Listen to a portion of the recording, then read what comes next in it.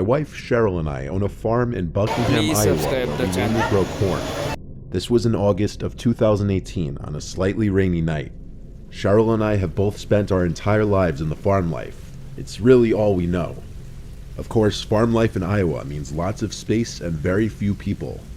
Our closest neighbors, George and Kenny, were each about half a mile away in opposite directions, also farmers. With not much else going on around here, it's easy to become friends with your neighbors. We often have George and Kenny and their wives over and vice versa. On this one otherwise normal weekend night, we had George and his wife over for drinks. We all got pretty drunk while playing board games. They left around 11. Luckily, it's a 30-second straight line of a drive home. We continued to drink some wine as we watched one of our favorite movies. We were starting to get tired. We were definitely feeling the effects of the wine. We were most likely just going to fall asleep on the couch cuddled up together when there was a knock at the front door. A knock at the door at this hour was unusual. In fact, it never happened before. But accompanied with the knocks, we thought we could hear a voice say something. I lowered the volume of the TV. We waited for it to happen again. Like 20 seconds later, another set of knocks at the door, followed by a muffled voice saying we need help. I was about to get up and open the door when Cheryl shook my arm, and I looked at her, and she made a face and shook her head no. I whispered, "I'm just going to ask who it is." She replied I shouldn't let them know we're home, but odds are they already knew we were home. I went over to the door and asked, "Who is it?" The voice on the other side said through the door, "Oh, thank God, can you open up? We're lost." I said, "Who's we?" And the voice said back, "My wife and I." I replied, "Can your wife say something?" There was a silence for a few seconds. I followed it up with, "Did you hear me?" The same voice said back, "Yeah, but she's not next to me right now." This is where red flags started going off in my head, and I started to realize the voice sounded a little off, like a man trying to make his voice sound a little higher. I laughed and said, "George, is that you?" George is a big goof, and him being drunk, it wouldn't be unheard of for him to do something like this.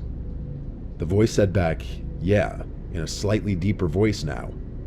I almost felt relief, believing that it was actually George, but I didn't want to open the door just yet before confirming. Having someone knock on your door out here late at night claiming to be lost doesn't happen. It's not a thing, and it's an immediate cause for alarm. I said through the door, "Prove it, what's your wife's name?" A now unfamiliar voice said back, "That's a trick question." My smile disappeared. I went to get my phone and called George. Cheryl was watching the whole thing, telling me we should call the police. I said, "Hold on." The phone rang like 3 times before George picked up. Right away, I said, "Are you at my front door right now?" And he said, "No, why?" I told him there's someone at our front door trying to trick me into opening it. He said he'll hurry right over, and we hung up. Keep in mind, all of us were still drunk during this. There were knocks again at the door. I yelled, "I have a shotgun waiting for you if you don't leave here now." The voice said back, "We're just trying to use a phone, that's all we need." Cheryl called 911, which out here, it takes an extremely long time for an officer to arrive on scene. We heard footsteps walking around our wooden deck that wraps around the house. A couple sets of footsteps, actually. They stopped at one of our windows, which had the blinds closed. We heard one of them attempting to lift the window open. This caused Cheryl, who was still on the phone with 911, to scream, "Leave us alone." I followed suit and screamed at the top of my lungs to get the fuck out of here or I'll shoot you.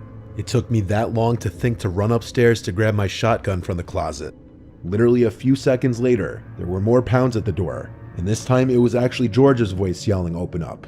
I let George in, who also brought his shotgun. He said he didn't see anything or anyone as he pulled up. He stayed with us until a police officer came to the house. He did a quick little scan of the property with us, then left. We took heed of his advice in installing a camera in the front and back, surprisingly something we never thought of until this incident. Still gives me chills that all that was keeping out whoever was on our front deck that night was a wooden door.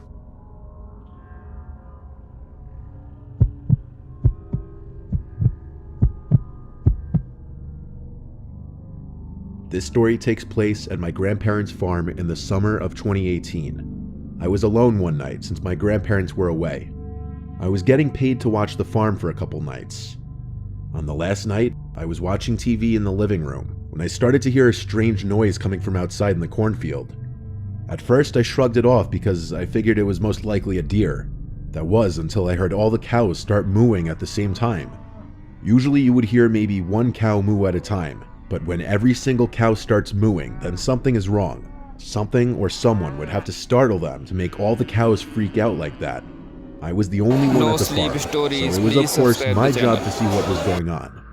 So I went to the closet to get a coat on and go outside, but just as I was about to go outside, I heard a very high-pitched cow scream. I stood still for a while, shaking in my boots. Something terribly wrong was going on with the cows. I quickly ran upstairs to my grandpa's room. Under his bed, he always keeps a few guns. I loaded his hunting rifle and went outside. The cows still would not stop mooing, so I went into the barn to check. There was nothing out of the ordinary. All the cows were still here. That was until I walked further down and noticed that one cow was missing from his stall. It didn't make sense. I was sure he was tied up to the stall the last time I saw him. Then I thought I could hear a cow make a high-pitched moo sound from the cornfield outside the barn. So I went outside, but while I was walking to the field, I swear I heard what sounded like people talking. I finally had enough of this. I fired 2 rounds into the air. Everything went silent. The cows were quiet, and I couldn't hear anything from the field. That was until I heard the footsteps in the field. I didn't know if I had the balls to go inside the cornfield, but I had to do it anyway. This is the exact reason farmers have guns, and I couldn't just hide inside the house with trespassers in the field.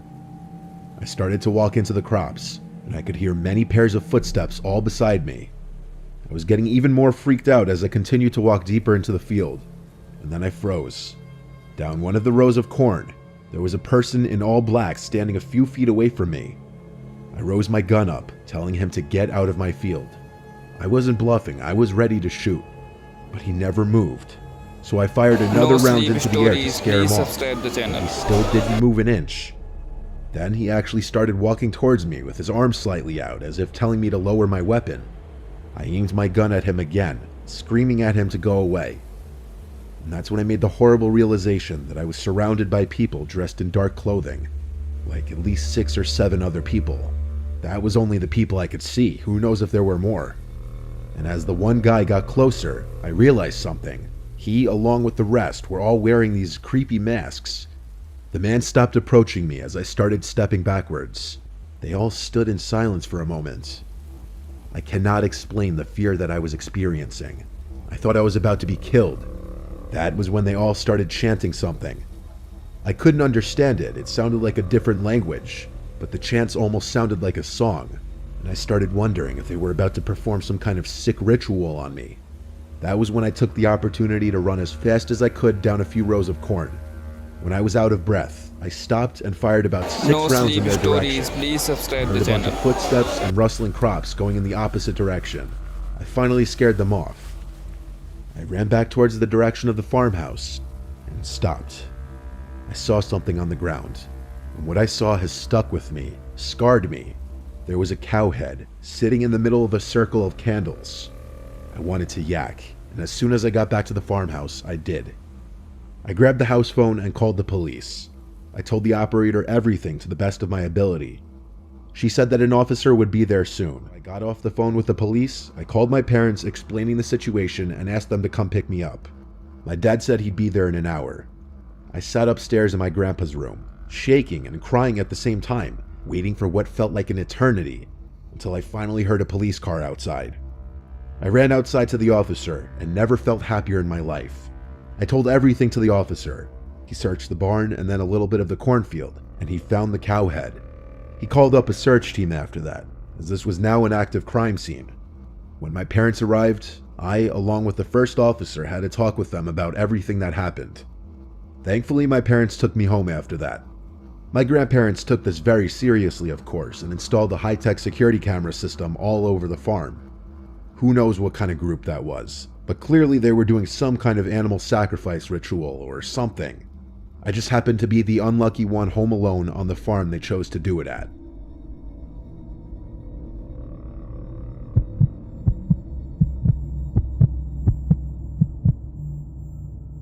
My name is Howard. I'm 25 years old, and I live on my family's farm.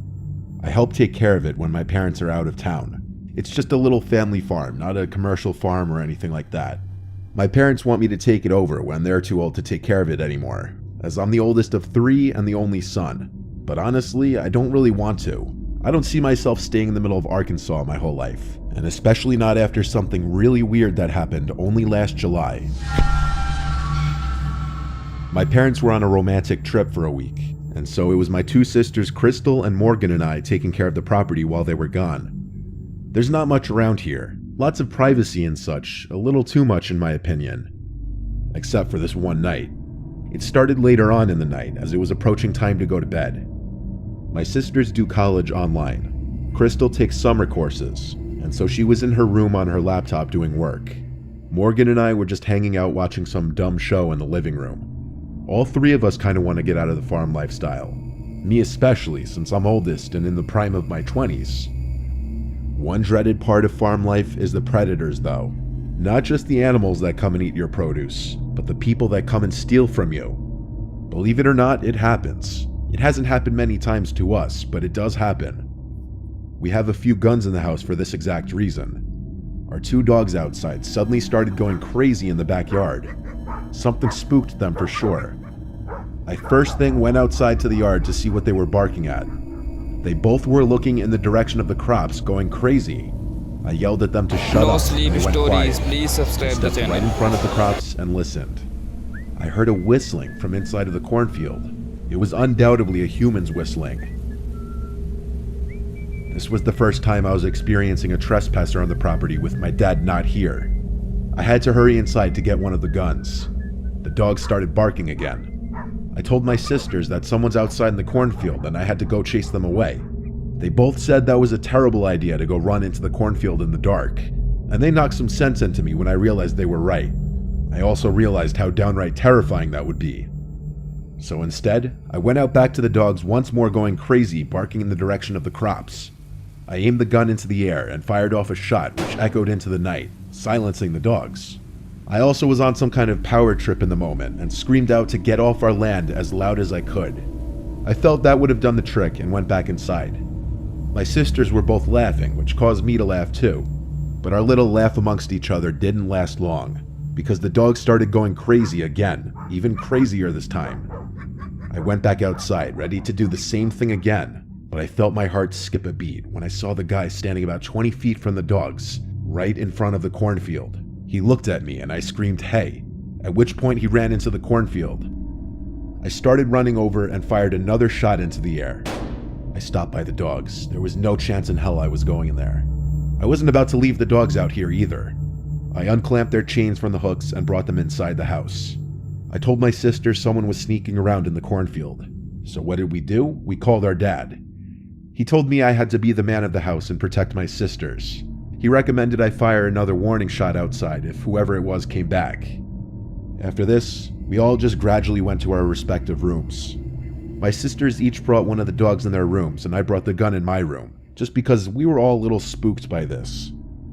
I had the window open, and as I was laying in bed watching a movie on my laptop, I heard a whistling from outside.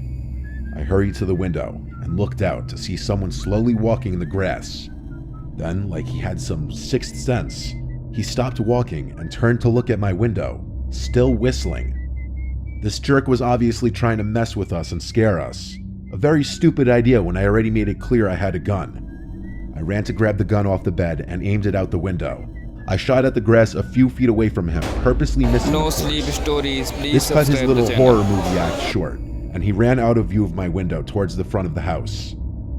This time he didn't come back. He'd have to be a fool to come back after that. I obviously told my sisters why I shot, and I assured them he would not be coming back. We never found out who it was or why.